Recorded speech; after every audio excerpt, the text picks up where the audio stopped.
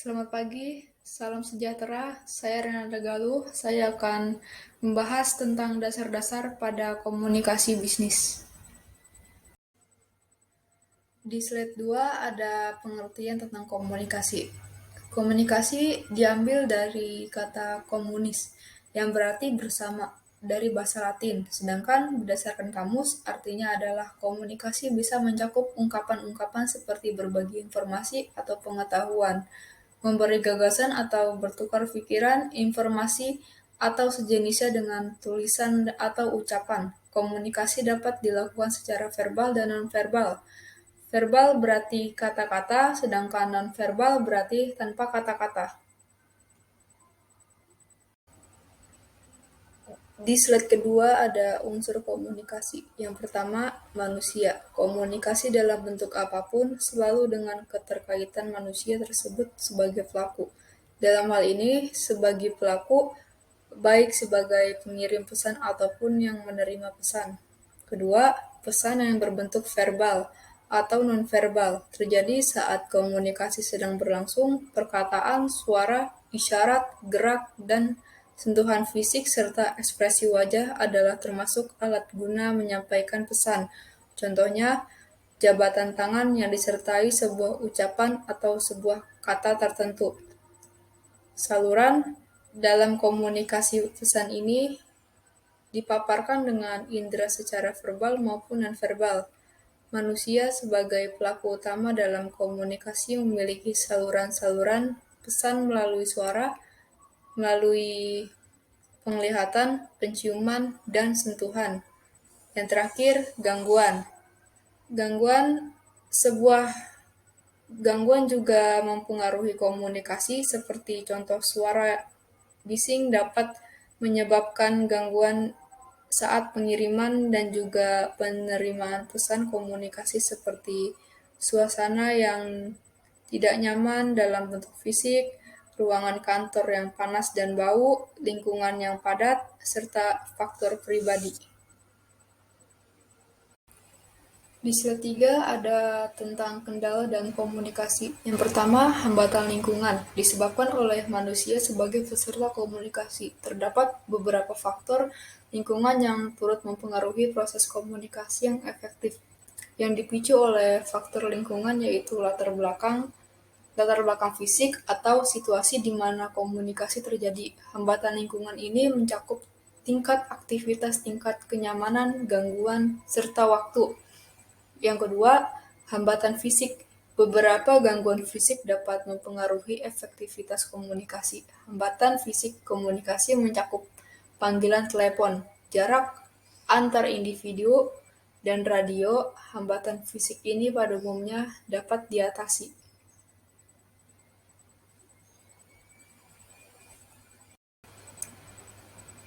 Di slide 4 ada pengertian komunikasi antar pribadi, yaitu komunikasi berpatokan dengan tindakan oleh seseorang ataupun lebih dari seorang.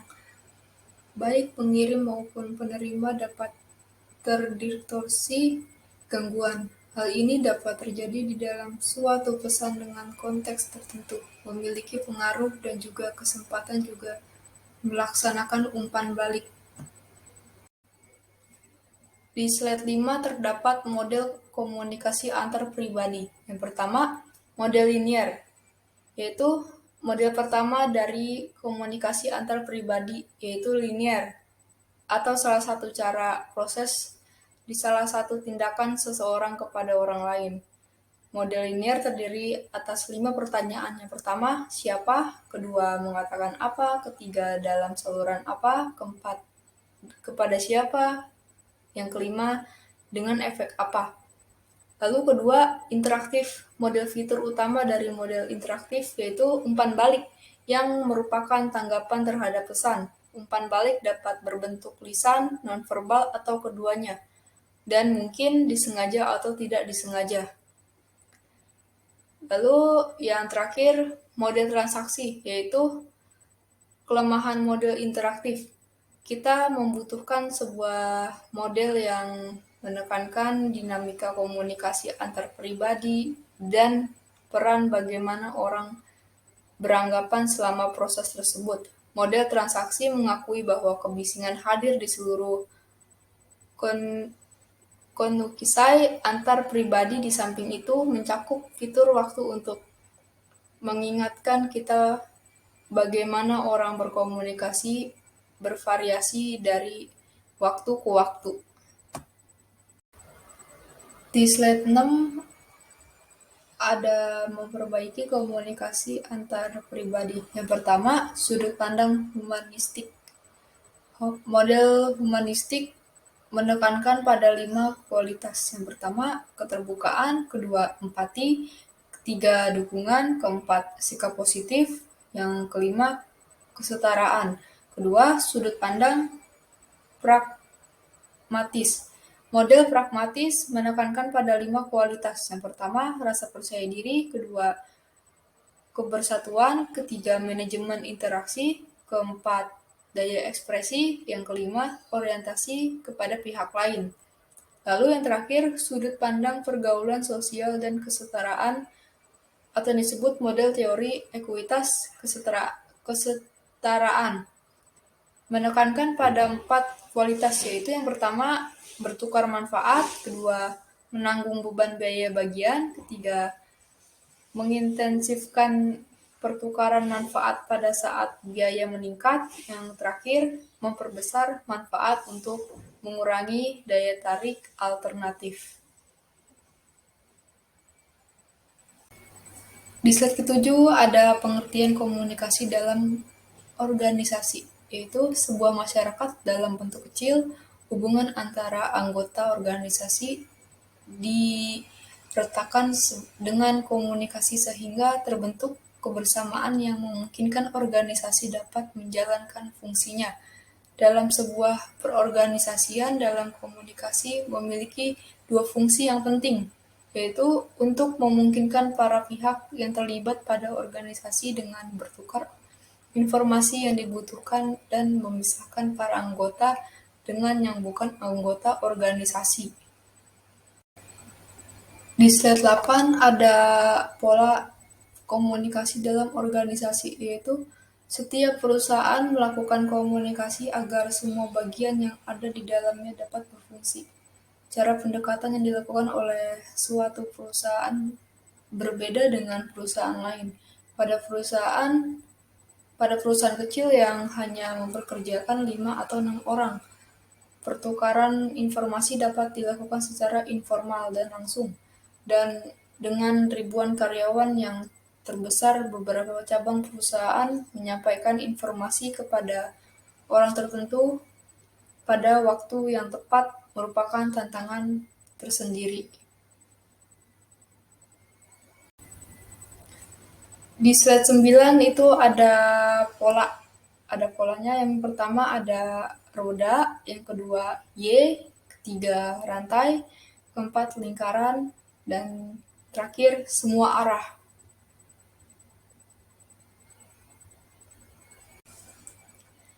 Di slide 10 ada pengertian saluran komunikasi formal, yaitu organisasi secara khusus digambarkan dalam bentuk bagan. Bagan tersebut menggambarkan ringkasan garis wewenang dalam perusahaan. 2. Hierarki formal.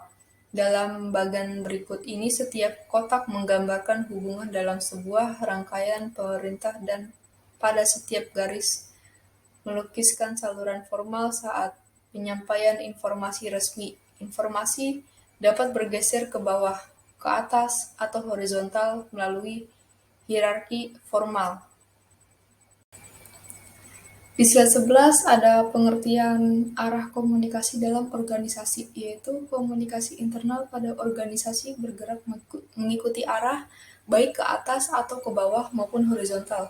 Pesan-pesan yang disampaikan kepada bawahan seringkali dalam bentuk memorandum mempunyai fungsi guna melakukan koordinasi usaha dan kegiatan, mengerjakan petunjuk ataupun perintah, dan juga memberikan tentang kebijakan ataupun keputusan perusahaan. Seringkali dalam bentuk laporan lisan atau tertulis, laporan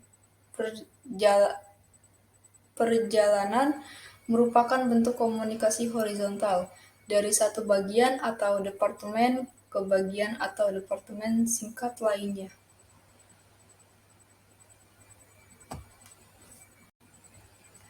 Di slide 12 yaitu terdapat komunikasi ke bawah yang efektif. Komunikasi ke bawah di sebuah perusahaan atau organisasi dapat diklasifikasikan sebagai yang pertama, komunikasi ke bawah bersifat internal digunakan untuk memberikan instruksi kepada karyawan.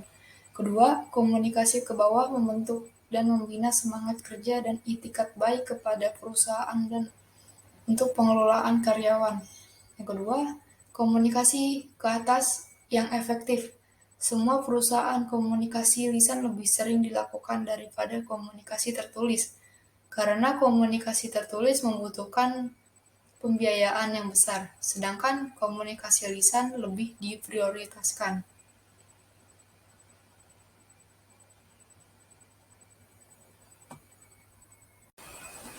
Di slide 13 terdapat pengertian komunikasi lintas budaya, yaitu tindakan komunikasi yang dilaksanakan oleh para individu yang telah diidentifikasikan dengan para kelompok yang menggambarkan perbedaan antar kelompok dengan bentuk pertukaran simbol sosial dan juga budaya. Sedangkan Lustig dan Kosters menyatakan komunikasi lintas budaya merupakan proses simbolis, di mana orang-orang dari budaya berbeda memproduksi simbol, kemudian mempertukarkan arti-arti simbol tersebut, memahami tentang budaya dan juga perbedaannya. Di slide 14 terdapat pengertian berkomunikasi dengan seseorang budaya asing, yaitu saat tinggal menetap atau berkunjung lebih baik bisa mengetahui budaya serta adat istiadat di negara itu. Negara alangkah baiknya seseorang sedikit banyak mengenal budaya maupun adat istiadat yang berlaku di negara tersebut, mempelajari beberapa kosakata bahasa asing serta melakukan interaksi di lingkungan bisnis, sehingga belajar budaya negara asing atau lain juga dapat menjadikan sebagai langkah awal dalam melakukan komunikasi dengan seseorang, sehingga belajar budaya negara asing atau lain juga dapat menjadikan sebagai langkah awal dalam melakukan komunikasi dengan seseorang atau masyarakat yang mempunyai budaya asing. Nah, di slide terakhir, yaitu di slide 15, ada pengertian etika dalam berkomunikasi lintas budaya, yaitu budaya menjadi dua kelompok, yaitu budaya permukaan, yaitu contohnya adalah liburan, gaya makanan, serta gaya hidup, dan budaya yang tinggi. Terdiri dari sikap dan nilai sebagai dasar budaya itu, seseorang dengan perbedaan latar belakang budaya sehingga sering memiliki perbedaan pendekatan, negosiasinya, tingkatan toleransi untuk sebuah ketidaksetujuan juga mempunyai variasi. Orang itu harus bisa mengembangkan hubungan individu untuk dasar dalam membangun kepercayaan pada saat proses negosiasi berlangsung.